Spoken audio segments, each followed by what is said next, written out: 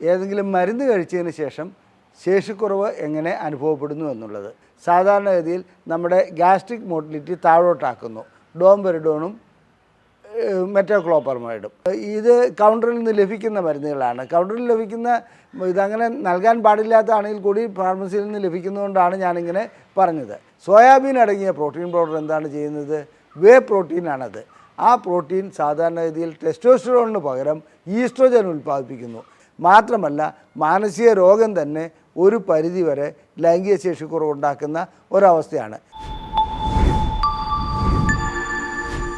ഞാൻ ഡോക്ടർ അജയൻ വർഗീസ്, കോഴിക്കോട് ജില്ലയിൽ കുന്നമംഗലം പന്തീർപ്പാടത്തുള്ള institute of sexual and reproductive medicine എന്ന സ്ഥാപനത്തിൻ്റെ ഡയറക്ടറാണ്. International association of sexual medicine practitioners modern medicine എന്ന അസോസിയേഷൻ്റെ ചെയർമാനുമാണ്. ഇന്ന് ഞാൻ നിങ്ങളോട് സംസാരിക്കുവാൻ പോകുന്നത് മരുന്നുകൾ സൃഷ്ടിക്കുന്ന ലൈംഗിക ശേഷിക്കുറവിനെക്കുറിച്ചാണ്. അതായത് ഏതെങ്കിലും മരുന്ന് കഴിച്ചതിന് ശേഷം ശേഷിക്കുറവ് എങ്ങനെ അനുഭവപ്പെടുന്നു എന്നുള്ളത്. മരുന്നുകൾ 3 തരത്തിലുണ്ട്. ഞാനിവിടെ വിശദീകരിക്കാൻ പോകുന്ന മരുന്നുകളിൽ 3 തരത്തിലുണ്ട്. ഒന്ന്, നമുക്ക് മെഡിക്കൽ ഷോപ്പിൽ ചെന്ന് കൗണ്ടറിൽ നിന്ന് വാങ്ങാവുന്ന മരുന്നുകൾ. രണ്ടാമത്തേത് ഡോക്ടറുടെ പ്രിസ്ക്രിപ്ഷനോടുകൂടി മാത്രം വാങ്ങാവുന്ന മരുന്നുകൾ. മൂന്നാമത് ഉള്ള മരുന്നുകൾ റീക്രിയേഷണൽ, അതായത് നമ്മൾ ആനന്ദത്തിന് വേണ്ടി ഇല്ലീഗലായിട്ട് അത് നിയമപരമായി നിയമം അനുവദിക്കാത്ത മരുന്നുകൾ. ഇതിൽ ആദ്യമായിട്ട് കൗണ്ടറിൽ ചെന്ന് സാധാരണ രീതിയിൽ വാങ്ങാൻ പറ്റുന്ന മരുന്നുകൾ ഇന്ന് നമ്മുടെ ഫാർമസികളിൽ ആര് ചെന്നാലും ശരി അത്തരം ഡോക്ടർ പ്രിസ്ക്രിപ്ഷനോടുകൂടി വാങ്ങേണ്ട മരുന്നാണെങ്കിൽ കൂടി അവരത് നൽകാറുണ്ട്. ആ ഗണത്തിൽപ്പെട്ട ഒന്നാണ് ഗ്യാസ് അനുഭവപ്പെടുന്ന, അഥവാ രോഗി ഗ്യാസുമായിട്ട് ചെല്ലുന്നു, എനിക്ക് ഗ്യാസിൻ്റെ പ്രശ്നമാണ്. അപ്പോൾ മെഡിക്കൽ ഷോപ്പിലിരിക്കുന്ന അവിടെ ഫാർമസിസ്റ്റൊന്നും ആയിക്കൊള്ളുന്നില്ല, ആരായാലും ശരി എടുത്തു കൊടുക്കുന്ന ചില ഗുളികകളിൽപ്പെട്ടതാണ് ഡോംപെറിഡോൺ അടങ്ങിയ മരുന്നുകൾ. അതായത് പാൻറ്റോപ്രസോൾ ഡി, ഒമിപ്രസോൾ ഡി, അങ്ങനെ ഈത്തരം റാബിപ്രസോൾ ഡി, ഈത്തരം ഗുളികകൾ അവർക്ക് സാധാരണഗതിയിൽ 1-2 കഴിച്ചോളാൻ പറഞ്ഞു കൊടുക്കാറുണ്ട്. എപ്പോൾ ഗ്യാസ് ഉണ്ടാകുന്നോ, എപ്പോൾ വയറിനൊരു സ്തംഭനം ഉണ്ടാകുന്നോ, ബുദ്ധിമുട്ടുണ്ടാകുന്നോ അപ്പോഴെല്ലാം ഈ ഡോംപെറിഡോൺ അടങ്ങിയ ഗുളികകൾ കഴിക്കുന്നതായി കാണാം. ഇതിൻ്റെ മറ്റൊരു തരത്തിലുള്ള ഗുളികയാണ് മെറ്റാക്ലോപ്രമൈഡ് അഥവാ റെഗ്ലാൻ എന്നൊക്കെ പറയുന്ന ഗുളികകൾ. അതും ഛർദി നിൽക്കുവാൻ വേണ്ടിയാണ് കഴിക്കുന്നത്. ഈ ഗുളികകൾ എന്താണ് ചെയ്യുന്നത്? സാധാരണഗതിയിൽ നമ്മുടെ ഗ്യാസ്ട്രിക് മോട്ടിലിറ്റി താഴോട്ടാക്കുന്നു ഡോംപെറിഡോണും മെറ്റാക്ലോപ്രമൈഡും. അതുകൊണ്ട് സംഭവിക്കുന്ന ഇതെന്താണെന്ന് വെച്ചാൽ നമുക്ക് ഗ്യാസിന് നല്ല, അഥവാ നമ്മുടെ ആ വയറ് വീർത്തിരിക്കുന്ന അവസ്ഥയ്ക്ക് നല്ല ശമനം ഉണ്ടാകുന്നു. ഇത് 2 ഗുളികകൾ അടങ്ങിയതാണ്. ഒന്ന് ഒമിപ്രസോള്, 2 ഡോംപെറിഡോൺ. അങ്ങനെ ഒമിപ്രസോൾ ഡി അല്ലെങ്കിൽ പാൻറ്റോപ്രസോളും ഡോംപെറിഡോണും, ഈ റാബിപ്രസോൾ ഡോംപെറിഡോൺ, ഇങ്ങനെ 2 ഗുളികകൾ അടങ്ങി ഈ ഡോംപെറിഡോൺ മാത്രമാണ് പ്രശ്നങ്ങൾ ഉണ്ടാക്കുന്നത്. അതിനോടനുബന്ധിച്ച് ചിലർ മെറ്റാക്ലോപ്രമൈഡും കൊടുക്കാൻ, അതായത് റെഗ്ലാൻ പോലെയുള്ള ഗുളികകൾ, അതും പ്രശ്നമുണ്ടാക്കുന്നതാണ്. എന്താണിത് ചെയ്യുന്നത്?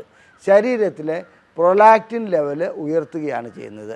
പ്രൊലാക്റ്റിൻ ലെവൽ ഉയർത്തുന്നതോടുകൂടി ഹോർമോൺ ലെവലിൽ ഇത് വളരെ പ്രധാനപ്പെട്ട ഒരു ഹോർമോണാണ്. അത് ഡോപ്പമിന് എതിരായി പ്രവർത്തിക്കുന്നതാണ്. ലൈംഗിക ആനന്ദവും ലൈംഗിക ശേഷിക്കുറവും കുറയ്ക്കുന്ന ഘടകമാണത്. സാധാരണഗതിയിൽ നാം 1-2 ഡോംപെറിഡോണോ അല്ലെങ്കിൽ ആ ഗുളിക ഇത് മെറ്റോക്ലോപ്രമൈഡോ കഴിച്ചതുകൊണ്ട് പ്രത്യേകിച്ച് കുഴപ്പമൊന്നും ഉണ്ടാകാറില്ല. ഇത് സാധാരണ ഒരാഴ്ചയൊക്കെ കഴിക്കാറുണ്ട്. ചില വ്യക്തികൾ ഇത് നിരന്തരമായി കഴിക്കുന്നത് കാണാം. ഇതൊരു ആഹാരത്തിനോടൊപ്പം തന്നെ ആഹാരം കഴിച്ചതിന് ശേഷം അതിന് മുമ്പോ ഈ ഒരു ഗുളിക നിരന്തരമായി കഴിക്കുന്നു. കാരണം ഗ്യാസിൻ്റെ രൂപത്തിലും ഉണ്ടാകാതിരിക്കാൻ വേണ്ടി. തീർച്ചയായിട്ടും അത് ഹോർമോൺ ലെവല്, അതായത് പ്രൊലാക്റ്റിൻ ഉയർത്തുന്നു. പ്രൊലാക്റ്റിൻ എന്ന ഘടകം ഉയരുന്നതോടുകൂടി എന്ത് സംഭവിക്കുന്നു? ഇതിനകത്ത് ടെസ്റ്റോസ്റ്ററോണിൻ്റെ ലെവല് കുറയുകയും ചെയ്യുന്നു, ലൈംഗിക ശേഷിക്കുറവ് ഇല്ലാതാകുകയും ചെയ്യുന്നു. ചില സ്ത്രീകൾക്ക് പ്രസവിച്ച സമയത്ത് മുലപ്പാൽ ഉണ്ടാകുന്നില്ലെങ്കിൽ കൊടുക്കുന്ന ഒരു ഗുളികയാണ് ഈ മെറ്റോക്ലോപ്രമൈഡും ഇതും, അതായത് ഡോംപെറിഡോണും. അതും ഉദ്ദേശിക്കുന്നത് പ്രൊലാക്റ്റിൻ്റെ ലെവൽ ഉയർന്നതുകൊണ്ട് അവരെ സംബന്ധിച്ചിടത്തോളം മുലപ്പാൽ കൂടുതലായി ഉണ്ടാകുക എന്നുള്ളതാണ് അതിൻ്റെ അർത്ഥം. പ്രോ എന്ന് പറഞ്ഞാൽ അതിനോട് അനുകൂലമായത് എന്നുള്ളതാണ്. ലാക്റ്റിൻ എന്ന് പറഞ്ഞാൽ, ലാക്ടേഷൻ എന്ന് പറഞ്ഞാൽ നമുക്കെല്ലാവർക്കും അറിയാം മുലപ്പാലാണ്. അപ്പോൾ ഇതിനകത്ത് ഈ ഗുളികകൾ കഴിക്കുകയാണെങ്കിൽ പുരുഷന്മാർക്ക് ലൈംഗിക ശേഷിക്കുറവ് ഉണ്ടാകാറുണ്ട്. അതിൻ്റെ കാരണം ഞാൻ വിവരിച്ചതാണ്. ഇനി അടുത്തത് അത്തരം ഇത് കൗണ്ടറിൽ നിന്ന് ലഭിക്കുന്ന മരുന്നുകളാണ്. കൗണ്ടറിൽ ലഭിക്കുന്ന ഇതങ്ങനെ നൽകാൻ പാടില്ലാത്തതാണെങ്കിൽ കൂടി ഫാർമസിയിൽ നിന്ന് ലഭിക്കുന്നതുകൊണ്ടാണ് ഞാനിങ്ങനെ പറഞ്ഞത്. ഇനി മറ്റ് ഏതെല്ലാം ഗുളികകളാണ് അല്ലെങ്കിൽ ചികിത്സകളാണ് ലൈംഗിക ശേഷിക്കുറവ് ഉണ്ടാക്കുന്നത് എന്നുള്ളതിനെക്കുറിച്ച് നമുക്ക് പോവാം. ചെറുപ്പക്കാരിൽ നിന്ന് കണ്ടുവരുന്നത് ഒരു അല്പം കഷണ്ടി ആയിക്കഴിഞ്ഞാൽ തന്നെ വല്ലാത്ത നിരാശയിലേക്ക് പോകുന്നു, അല്ലെങ്കിൽ മുടിയുടെ കാര്യത്തിൽ പ്രശ്നമുണ്ടാകുന്നു. ഒരല്പം കഷണ്ടിയൊക്കെ പണ്ടൊരു സൗന്ദര്യത്തിൻ്റെ ലക്ഷണമായിട്ടാണ് കണ്ടിരുന്നത്. ഇന്ന് അതേ സമയത്ത് വിഗും അതുപോലെ തന്നെ ഹെയർ ട്രാൻസ്പ്ലാന്റും മറ്റ് പല രീതിയിലും മുടി ചെറുപ്പക്കാരുടേതുപോലെ ആക്കുവാൻ ശ്രമിക്കുന്നുണ്ട്. നല്ലൊരു കാര്യമാണത്, നല്ല സൗന്ദര്യം ഉണ്ടാകുക എന്നുള്ളത്. അതിനുവേണ്ടി കഴിക്കുന്ന ഒരു ഗുളികയാണ് ഫിനാസ്ട്രൈഡ് എന്ന് പറയുന്നത്. ഈ ഫിനാസ്ട്രൈഡ് ഹോർമോൺ ലെവൽ കുറയ്ക്കുന്നുണ്ട്, ടെസ്റ്റോസ്റ്ററോൺ ലെവൽ കുറയ്ക്കുന്നുണ്ട്. അതുകൊണ്ട് ഫിനാസ്ട്രൈഡ് മുടി വളരുവാൻ വേണ്ടി ചികിത്സ നടത്തുന്ന എല്ലാ വ്യക്തികളും മനസ്സിലാക്കേണ്ട ഒരു കാര്യം, അവർ ഫിനാസ്ട്രൈഡ് ആ കൂട്ടത്തിൽ കഴിക്കുന്നുണ്ടെങ്കിൽ അഥവാ അത് ഉപയോഗിക്കുന്നുണ്ട്. ചിലപ്പോൾ തലയിൽ പരട്ടാൻ വേണ്ടി മിനിഡോക്സോളും ഫിനാസ്ട്രൈഡും പരട്ടുമ്പോൾ അത് ശരീരത്തിലേക്ക് ആഗിരണം ചെയ്യപ്പെടാറുണ്ട്. മനസ്സിലാക്കേണ്ട ഒരു കാര്യം, ഡോക്ടർമാർ, ഡെർമറ്റോളജിസ്റ്റുകൾ അല്ലെങ്കിൽ മുടിയുടെ ചികിത്സ നൽകുന്ന ചില ഡോക്ടർമാർ അവർക്ക് മുൻകൂർ ഒരു സൂചന നൽകാറുണ്ട്. ഇത് ലൈംഗിക ശേഷിക്കുറവ് കുറയ്ക്കും. താൽക്കാലികമാണെങ്കിൽ കൂടി ചിലപ്പോൾ അത് പ്രശ്നങ്ങൾ സൃഷ്ടിക്കാറുണ്ട്. ചില വ്യക്തികളിൽ വളരെ അപൂർവം വ്യക്തികളിൽ അത് വളരെയധികം പ്രശ്നങ്ങൾ ഉണ്ടാക്കാറുണ്ട്. സാധാരണ രീതിയിൽ അത് നിർത്തുന്നതോടുകൂടി ലൈംഗിക ശേഷിക്കുറവ് വീണ്ടെടുക്കാറുണ്ട്. ചിലർക്ക് അത് കഴിയാതെയും വരാറുണ്ട്. അപ്പോൾ മുടി വളരുന്ന ചികിത്സയ്ക്ക് ഫിനാസ്ട്രൈഡ് ഉപയോഗിക്കുകയാണെങ്കിൽ ലൈംഗിക ശേഷിക്കുറവ് ഉണ്ടാകുമെന്നുള്ള കാര്യം ഇവിടെ വ്യക്തമായി സൂചിപ്പിക്കുന്നു. അത് ഒരു അപകടം പിടിച്ച ചികിത്സയാണ്. ഡോക്ടറുടെ നിർദ്ദേശാനുസരണം മാത്രമേ അത് ചെയ്യാൻ പാടുള്ളൂ. എന്നാൽ ഇന്ന് കണ്ടുവരുന്നത് ചില ബ്യൂട്ടി പാർലറുകളിലും അതുപോലെ തന്നെ മെൻസ് ബ്യൂട്ടി അങ്ങനത്തെ ചില സെൻറ്ററുകളുണ്ട്. അത്തരം സെൻറ്ററുകളിൽ യാതൊരു തത്വദിശയുമില്ലാതെ ഇത്തരം ഫിനാസ്ട്രൈഡ് ഉപയോഗിച്ചുള്ള ചികിത്സകൾ നടത്തുന്നതായി കാണാം. അവിടെ ഡോക്ടർ ഒന്നും ഉണ്ടാകില്ല, ഇവർ ഇത്തരം ഗുളികകളും കൊടുക്കുന്നു, ജനം ഇത് പോയി വാങ്ങിക്കഴിക്കുന്നു. അതിനുശേഷം മുടി നന്നായി വരുന്നു. അവരുടെ ആ ചെറുപ്പക്കാരുടെ ലൈംഗിക ശേഷിക്കുറവ് കുറഞ്ഞു വരുന്നതായി കാണാം. അതുകൊണ്ട് ഡോക്ടറുടെ നിർദ്ദേശാനുസരണം അല്ലാതെ ഒരു കാരണവശാലും ഫിനാസ്ട്രൈഡ് കഴിക്കരുത്, അപകടമാണത്. മുടി വളർന്നില്ലെങ്കിലും കുഴപ്പമില്ല. ഇനി അടുത്തത് ജിംനാസ്റ്റിക്, അതായത് നമ്മുടെ സാധാരണ ഇതിൽ ജിമ്മിൽ പോവുക, നല്ല മസിൽ ഉണ്ടാക്കുക, പവർ ഉണ്ടാക്കുക, ഇതൊക്കെ ഏത് ചെറുപ്പക്കാരൻ്റെയും ഒരു ആഗ്രഹം തന്നെയാണ്, നല്ലതാണ്. പക്ഷേ ഇവിടെ സംഭവിക്കുന്നത് എന്താണെന്ന് വെച്ചാൽ, അവിടെ ചെല്ലുന്നതോടുകൂടി മസിൽ ഉണ്ടാക്കുവാൻ വേണ്ടി അഥവാ അത്തരം ഇതിനു വേണ്ടിയിട്ട് അവർ പ്രോട്ടീൻ പൗഡറുകൾ നൽകാറുണ്ട്. ആ പ്രോട്ടീൻ പൗഡറിൽ മിക്കപ്പോഴും സോയാബീൻ അടങ്ങിയ പ്രോട്ടീൻ പൗഡറാണ് നൽകുന്നത്. സോയാബീൻ അടങ്ങിയ പ്രോട്ടീൻ പൗഡർ എന്താണ് ചെയ്യുന്നത്? വേ പ്രോട്ടീനാണത്. ആ പ്രോട്ടീൻ സാധാരണഗതിയിൽ ടെസ്റ്റോസ്റ്ററോണിന് പകരം ഈസ്ട്രോജൻ ഉൽപ്പാദിപ്പിക്കുന്നു. ഈസ്ട്രോജൻ എന്നത് സ്ത്രീ ഹോർമോണാണ്, ടെസ്റ്റോസ്റ്ററോൺ പുരുഷ ഹോർമോണുമാണ്. ആ ഈസ്ട്രോജൻ ഉൽപ്പാദിപ്പിക്കപ്പെട്ട് കഴിഞ്ഞാൽ അവരെ സംബന്ധിച്ചിടത്തോളം ടെസ്റ്റോസ്റ്ററോണിൻ്റെ അളവ് താരതമ്യേന കുറവായിരിക്കും.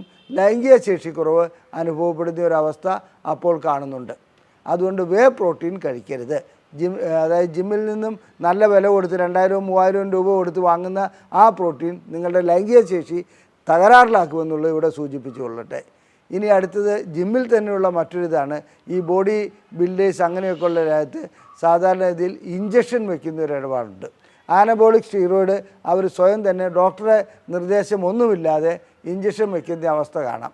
ഇത്തരം ഇഞ്ചക്ഷൻ വയ്ക്കുന്നതും ലൈംഗിക ശേഷിക്കുറവ് ഉണ്ടാക്കുമെന്ന് മാത്രമല്ല ഗുരുതരമായ ആരോഗ്യ പ്രശ്നങ്ങൾ ഉണ്ടാക്കുന്ന ഒന്നാണ് ആനബോളിക് സ്റ്റീറോയിഡ്. അത് ഒരു കാരണവശാലും നിങ്ങൾ ബോഡി ഉള്ള ശരീരമൊക്കെ മതി, അതിനെ കൂടുതലായി പെരുപ്പിച്ച് വീർപ്പിച്ച് കാണിക്കേണ്ട എന്ന് വെച്ചാൽ നിങ്ങളുടെ ലൈംഗികതയും തകരില്ല, മറ്റാരോഗ്യ പ്രശ്നങ്ങളും ഉണ്ടാകില്ല.